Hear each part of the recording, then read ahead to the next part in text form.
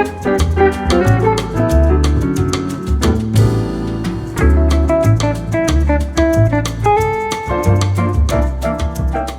y'all, hey everyone, still here on my California tour, and I have just been having such a wonderful summer. I'm inside right now. It's a little chilly out there. It stays pretty cold in the morning here. I want to talk about a subject, and it's about narcissism. And you think, what does that have to do with the nomad life? Well, maybe nothing, but it might. I found a post on Facebook.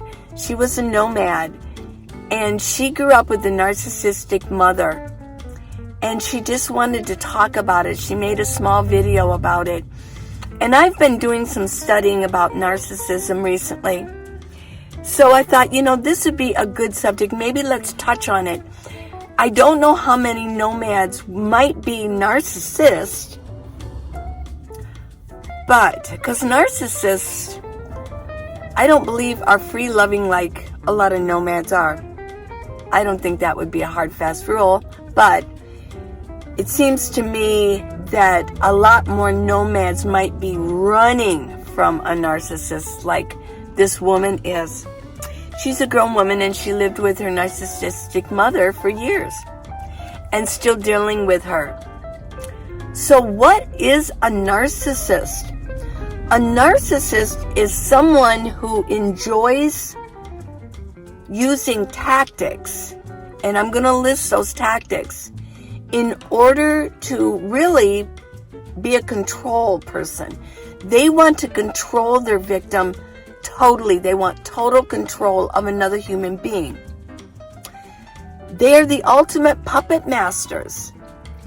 It is funny if you think about the globalists, how they want to manipulate and control the populace, that they may be the ultimate narcissists, that they have the ability to confuse and control a huge population of people, the planet. So let's get into narcissism. Let's find out what it is, and you may recognize a lot of these characteristics, and you might recognize, I'm going to talk a lot about the tactics that they use to control their victims and how they find their victims and what kind of person do they look for so that they can control them. So let's get into this right away. Now, there are going to be characteristics, and you may look at them and say, wow, that might sound like me. Well, you have to look at patterns. If you're looking at somebody else, you have to look at patterns of their behavior, sometimes over years. But it's getting to an age in time where we are quite aware of narcissism, and we know their game, and they're not getting away with it as easy as they used to. So let's get into some of the tactics that they use, and let's see if you know somebody that is using these. One tactic they use is enmeshment. They enmesh themselves into you and around you. They cross all kinds of boundaries, and they perform all kinds of mores. A taboo is something that is really against society, but a more is something like, you're not supposed to do it, but they do it anyways. It's a more against society and the people that they're around. It may be they don't care whether they're not supposed to use crosswalks, or they don't care whether they're supposed to do this or there's rules on this. They cross boundaries, and they're going to cross those boundaries with their victim constantly. They use deflection quite well. They will deflect anything that they've done wrong or any of their shortcomings, and they'll deflect it onto the other person. If they have been caught doing something wrong, they will lie. They're huge liars. They do not honor truth. They love to confuse their victims. If their victim that they have captured as their control, as their puppet, and that puppet tries to catch them on something, saying, well, they will deflect it, and then they will confuse you. So you walk away scratching your head. You walk away feeling shame because you questioned them or you thought, they deflect. They use amplification. They amplify their success, but they minimize yours. They make you feel like a failure. They use emotional barriers, and they put a barrier around themselves from any criticism. Anything that goes wrong, you are to blame. Do you know somebody like that? Shaming. That is one of their biggest weapons. They make you feel worthless so that you are in submission to them. And I will tell you right now, they want total submission from you if you're dealing with a narcissist. They infantilize you. They make you feel like a child. They use rationalization. If they're caught, they will rationalize why they had to do it, and it will make you feel foolish that you even question them on it. They use a tactic that experts call triangulation. They will fail to communicate with you in many cases, and they will turn everyone against you to prove their point, that you are worthless. They will take you away from your friends. They will separate your friends and your family from you. They will go off and they will tell other people about your shortcomings, and they will embarrass you behind your back so that they can gain their trust, your friends' trust, and your family's trust. And then they will doubt you. Your family and your friends will doubt you, going, well, yeah, that does seem kind of weird. Yeah, that's one of their big tactics. Another tactic they use probably in the beginning is covert abuse. They come to you like they're trying to help you. They act like they want to help you. It's just covert. And they're trying to become enmeshed with you and control you. They set you up for failure. They orchestrate your failure in even a small activity. And then they make you feel stupid because you failed. Vilification. They falsely accuse you of things, and they play the victim. They say they had no other choice. So what we need to do is we need to identify the patterns. And this, like I said in the beginning, this may take years. And by then, oh my gosh, you're sort of trapped. And now you have to make an escape away from this narcissist. This can be a problem, though, if the narcissist is your parent or your grandmother or your brother, your sister. Yeah, it's kind of hard. What you're going to have to do is probably cut them off from your life because it will be toxic. And the only way that we as non-narcissists can deal with it is we are learning what their strategies are. So what I listed are strategies that all narcissists use. Where does narcissism come from? How does one become a narcissist? Well, as with most things, it happens in childhood. One therapist was apprehensive about listing the reasons why one will become a narcissist. Because if you remember, one of the tactics they use is they need to make excuses. So they don't like to list those reasons because they just may come back and say, well, I'm this way because this happened. They play the victim and this is why they did it. But it does happen in childhood. And underneath a narcissist is great fear. They are scared shitless of life itself and people. They have such low self-esteem that they don't want anybody to actually crack that nut and look inside and see how black that walnut is, that it's rotten in the inside. Narcissists are very evil, but they have this kind of a cover, so they can draw people into their web. They're black widows, really. And that goes for males and females. How many of you females have run across or dated or were married to a narcissistic male? That would have been horrible. And how many men married and were sucked in by narcissistic women and then just abused and made into worthless puppets, basically. And it's going to take, if you are now away from a narcissist or you've run from a narcissist, whether it be a parent, a boyfriend, a husband, a wife, girlfriend, boyfriend, and you've been a puppet for years, I pray that you find somebody who is caring. Either you need to find a therapist, or you find somebody who's caring that can help lift you back up, because it's going to take a lot of that if you've been with them for years. A narcissist underneath is very fragile. Now, if you're not that close to a narcissist, you haven't been with them for years, but you recognize and you get away, the best thing not to do is do not feed a narcissist. Do not feed them. It's sort of like, don't feed a troll. Well, don't feed a narcissist. The worst thing you can do to a narcissist is act as if they are non-existent. That drives them insane. Yes, it does. So let's get into the kind of person that a narcissist will look for. If they're without a victim, they'll go looking for another one. Oh yeah. So how many narcissists have you run from, and you're laughing now thinking, oh my gosh, who's the next sucker that's going to fall for their trap? Yes. So let's get into this. The ideal person that a narcissist will look for is somebody that they can control. Someone, let me just read this because there's so much here. The ideal person that a narcissist would look for in the very beginning is someone that appears that they could be controlled, that they could have control over that person. Someone who would be willing to endure their lies. Another thing they would look for is someone that they have the goods on. I talked about this. I remember doing a video that said, is this person how to tell if someone is truly evil?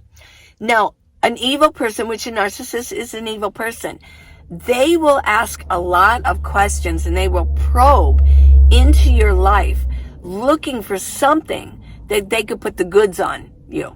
Something that they could learn about you that you wouldn't want others to know.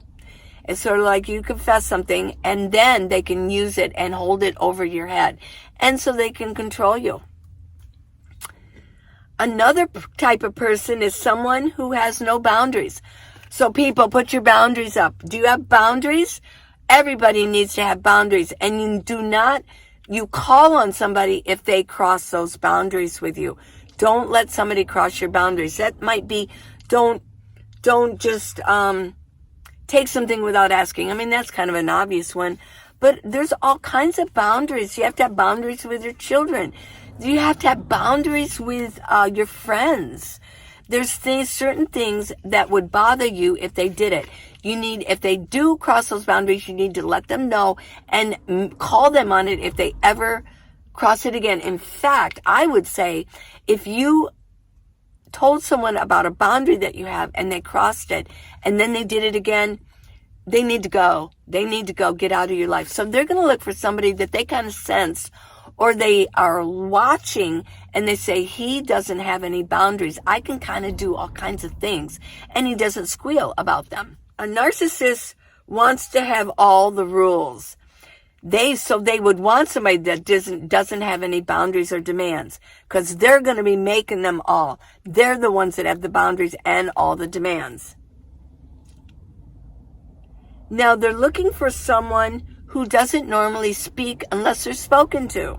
Somebody kind of meek. You want a person who will obey the demands of who they can spend time with and when they can spend time with them. So if you have a real jealous person on your hands, oh dear, I don't know if that's such a great idea. And I mean, we all can come up with a little jealousies here and there. It's like, the little green monster kind of rears its head. But if they become enraged over things like that, that's a really bad sign.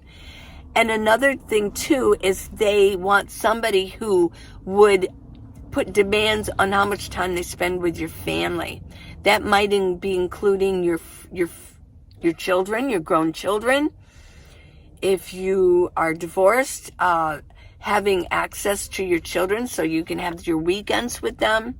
That might be your aunts, uncles, cousins. Yeah, that's going to entail everybody, friends and family. They want to control who you can be with and when you can be with them and how much time you can spend with them when you are with them. A narcissist wants final authority and control. A narcissist wants to be in a relationship with someone where it's all about them and what they want. A narcissist doesn't want to put in any work, but they want to reap all the rewards. And let me read this that I found on internet. A relationship with a narcissist will break you. You'll be broken. You will need a caring individual to help bring you back to health after escaping this narcissist. And a relationship with a narcissist can work. It can work. But the person has to be a doormat and put up with their crap and submit and be bled day after day after day. So, as I said, a narcissist is fearful. They're scared shitless of everything. They have no self-esteem. That's why they have to control. And that's why they become enraged. They're so fearful that they become enraged when they don't get what they want. If you suspect that you are in a narcissistic relationship, you need to get out. You need to get out immediately. That's my advice. I'm not a psychologist, and this is information that I found on the web. This in no way refers to anybody in my life. I noticed this post from somebody on Facebook, and it reminded me, yes, there are narcissists out there, and nomads do run from narcissists, and a lot of nomads are running from abusive relationships. Is a relationship with a narcissist abusive? You betcha, baby, it is. Get out now and find some loving friends and caring people that can help bring you back to health.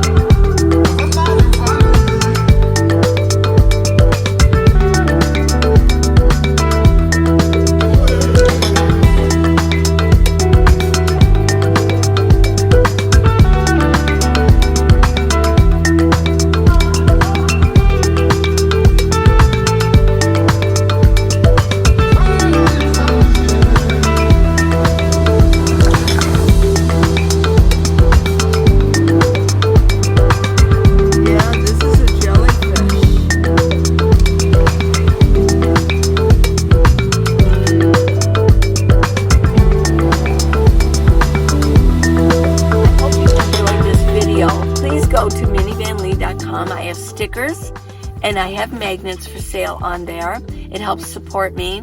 And if you scroll down a little bit more, I do have the book, How to Live in a Minivan, the Minivan Leeway. I did have a comment on YouTube that she made a comment that I mention these things too often. You know, this is my life and this is what I do. This is my life's work as a senior. And so I am going to mention them. It's what I do, and I think they're worthy. And I do need support at times with my video adventures. So if you enjoy watching them, please help support me. I really appreciate you. Please subscribe. Give me a thumbs up. Thanks for watching it all the way through. Love you guys. Hope you have a good weekend. Bye.